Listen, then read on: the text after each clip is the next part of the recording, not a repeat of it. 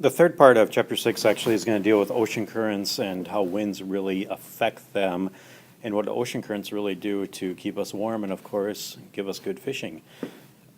Ocean currents in general influence climate by redistributing heat. Remember, the idea of living in Seattle is a beautiful thing, even all the way up into Vancouver, Canada, really all the way up into the southern regions of Alaska are kept quite warm because of these ocean currents. I know southern Alaska in wintertime actually can be considerably warmer than here because of those ocean currents pushing it up, the heat rather, pushing up. Ocean currents are created by differences in water density.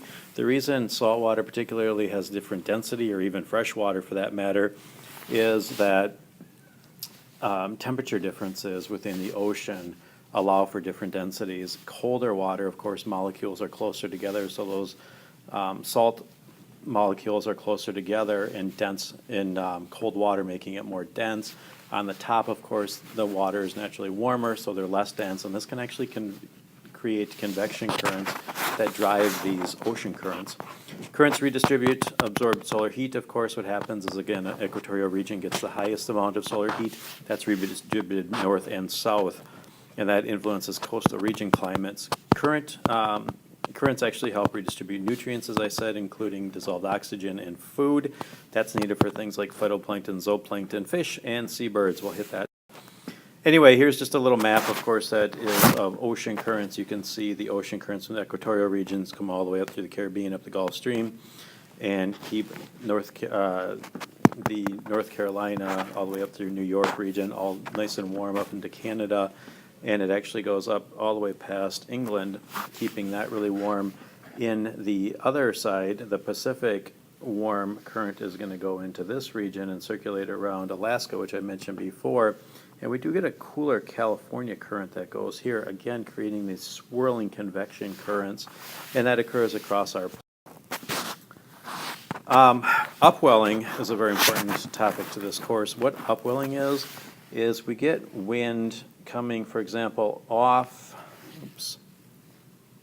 we get wind coming off the shore because, again, with convection currents, we have warm molecules here that are going to rise. They're going to go over the ocean, and they're naturally going to push down as they cool and condense. So they're going to push down into the water, and what that does is it can actually bring nutrients and dissolved oxygen from the bottom of the oceans up. So it kind of gets these convection currents going in the ocean. That's a really good thing, and fishermen actually really rely on it, and obviously in general as people we rely on it for our food source. What happens is that dissolved oxygen, and dissolved oxygen is oxygen that's simply dissolved in the water. It likes cold water. Warm water dissolves right out. But what happens is the bottom of the oceans here are very cold, so that it's high in dissolved oxygen, believe it or not. And it brings it back up. Also nutrients. Now, a lot of people don't think that the bottom of the ocean has a lot of nutrients, but it does. Reason being is that all these particles that die up here, even including fish and plant material, are going to slowly go down. It's called marine snow, actually, and what happens is it lands on the bottom here, and of course it's going to start to decompose, and all those nutrients will be brought back up. Well, fish like that. They like high dissolved oxygen. Obviously, they like that nutrient, so they follow it. So what happens is it results in really good fishing. That's upwelling. Shore air moves over the water. It's cold. It condenses. It goes down. It pushes water back up. Normal patterns out in the Pacific, and the Pacific Ocean actually influences our climate here quite a bit. What happens is normally during the equatorial region, again due to convection currents, is we get winds going off, the trade winds going off of South America into this region down near the Galapagos Islands, of course, pushing this way, and normally what happens is they continue pushing all the way toward Australia. We get convection currents that are set up, and we generally get upwelling that occurs and pushes those nutrients and oxygen back up. So that's a normal in that region. What oftentimes can happen is instead of those patterns coming off like this, it's just a natural phenomenon that occurs. There's no set amount of years or anything like that. But what happens is those winds will reverse or they'll weaken, and that's a process that we call El Nino. Now what happens is if they reverse and go like this, we no longer get that upwelling, and that has drastic across our globe. What happens, believe it or not, is El Nino occurs in here and out in there. Our National Oceanic Research actually has tremendous amounts of sensors out there to try to figure out what's going on with El Nino and La Nina, and you can look it up online to see what's going on currently. Tends to be in 2-3 year patterns, but again, that's sporadic. What happens because of this El Nino is we get different patterns across the globe. Over here we get drought. Up here we get unusually warm periods. We get unusually warm weather in Alaska down to all the way to California. We actually get warmer patterns where we live too. In Wisconsin we tend to get more moisture and a little bit warmer winters. We get abnormally large amounts of tropical storms that occur over in Southeast Asia, Japan kind of area. We get a drought that goes all the way across here, which is significant. Drought down here. Whereas we get really high rainfall in the south. We get high rainfall right here. We get high rainfall right here. So it really affects our in a tremendous amount of ways. So this is called El Nino, which I believe means the boy in Spanish. It's known as a southern oscillation, or ENSO. What happens again is we get change of direction of tropical winds, or the west blowing winds are weakened. So normally a normal pattern would be like this, and then of course we get that upwelling. What happens is it reverses and it weakens, or it weakens. It can trigger extreme weather, as I said, over 2/3 of the globe.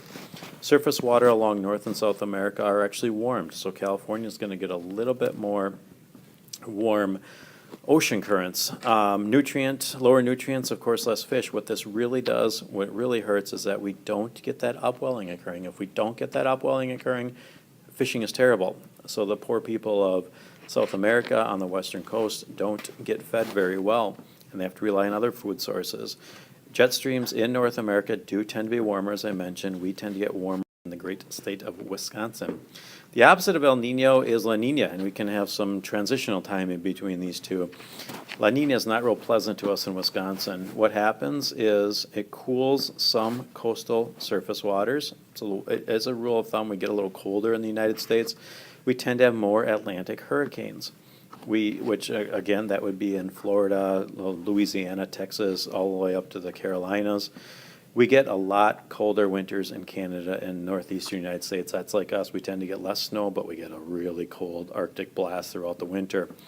We get warmer, drier winters in southeastern and southwestern parts of the United States. So regions like Texas and Arizona actually get very dry winters, and that can actually prompt more forest fires in the springtime. Winter weathers in the Pacific Northwest, rain in Southeast Asia. So the rain in Southeast Asia, of course, can cause mudslides and things of that nature, which is not real pleasant to live through. And we get lower wheat production in Argentina, and of course we can actually get wildfires in Florida, so it's a complete opposite. Earth's average temperature, of course, the reason we are warm is the greenhouse gases. These are the main greenhouse gases you need to know in order. Water vapor is number one, holds heat very well. It's got high specific heat. Then carbon dioxide, then methane, then nitrous oxide. It does influence our lower troposphere because of this global warming pattern. Again, we'll hit a whole unit on this down the road. It's going to have ramifications for us. Without those gases, we would be cold and lifeless planet, though we need those gases in order to stay warm. Humans have affected the concentrations of the above. Global warming, particularly the one that's on the hot seat, is carbon dioxide. That does not, the big argument of global warming, of course, is not whether we're getting warmer. We know we're getting warmer. That's scientific fact. We know carbon dioxide holds heat. It's a matter of, is it anthropogenic? In other words, is it made? Greenhouse gases, of course, what happens is we get visible light allowed through some infrared radiation, ultraviolet radiation to go through the troposphere, so we do get those rays coming in from the sun. They can keep us warm. Another thing that's actually going to affect climate is mountain ranges. What happens, and think about this as California's coast, and let's say LA is right here, Los Angeles, and we've got the Sierra Nevada mountain ranges. What happens is the winds come in, again, westerly winds come in from the ocean. They bring humidity with them. And what happens is clouds try to get up and over the mountains, but they can't get over, so they must drop their moisture to get up and over.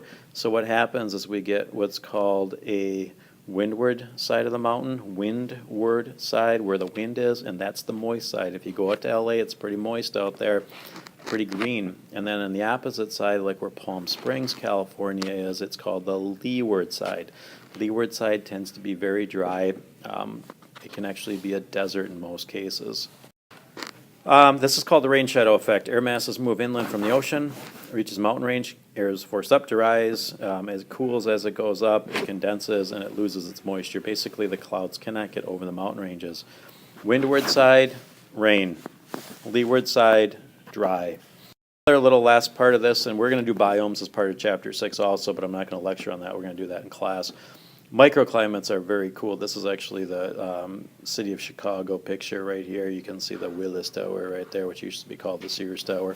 Anyway, bricks, asphalt, etc. actually cause these microclimates. If you think about it, this radiant heat comes down, and cities actually hold heat. Concrete holds heat really well. If you've ever been down to Summerfest, for example, and at night you can actually feel in summertime the heat rising out of the ground. That creates these little microclimates. So cities tend to be a lot warmer, big cities tend to be a lot warmer rather than smaller areas or rural areas where we have a lot less concrete.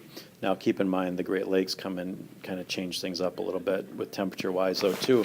Also buildings can block wind flow. A lot of times tornadoes have a hard time forming in cities because they can't get those convection currents going that normally would cause a tornado. And you'll experience that if you go to college. There will be big buildings in your college campus, and oftentimes it creates these huge wind tunnels. You'll open a door and go flying. Cities oftentimes are more prone to things like haze and smog, higher temperatures because it's re-released at night, and a lot of times lower wind speeds. That's called a microclimate. All right, that's it for lectures on Chapter 6. We'll do biomes, as I said, as a group.